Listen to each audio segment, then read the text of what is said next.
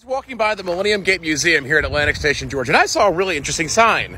The Millennium Gate is private property. No photos, videos, swim shoots without prior written permission.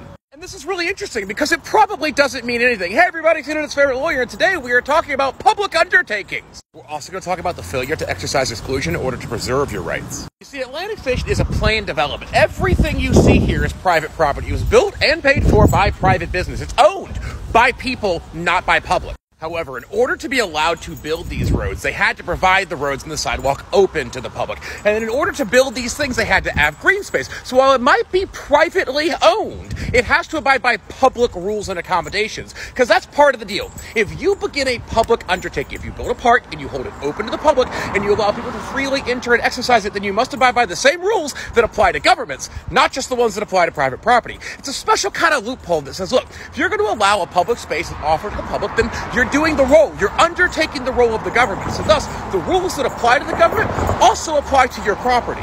And one of those rules is the ability to access, walk through, walk upon, and film and record in a public space. It's a public space, so I can film and record them. But you say, but Cody, it's private property. They put up a sign, and they're exercising their right. Except they haven't. They haven't had those signs up for years. Just like with an easement or an adverse possession, you have to exercise exclusive control over your property if you want to be able to exclude others from it.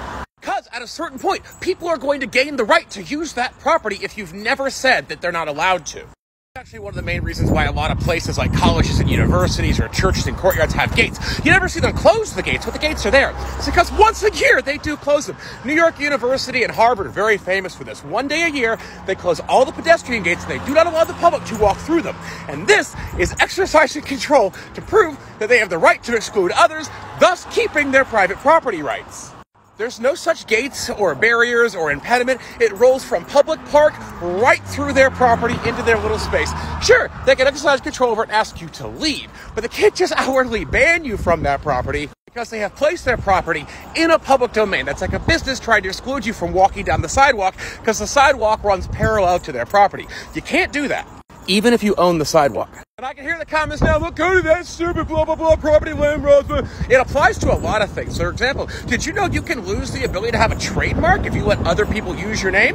It's called genericide. If people start referring to the item as a thing, like instead of calling it an insulated container, they call it a thermos. Well, thermos is now what that thing is called, which means the trademark thermos loses their protections to be the only person to call it a thermos. This happened to Yo-Yo. It's happened to actually quite a few products. Remember, your rights are only yours as long as you exercise them. The minute you stop, they're subject to being revoked.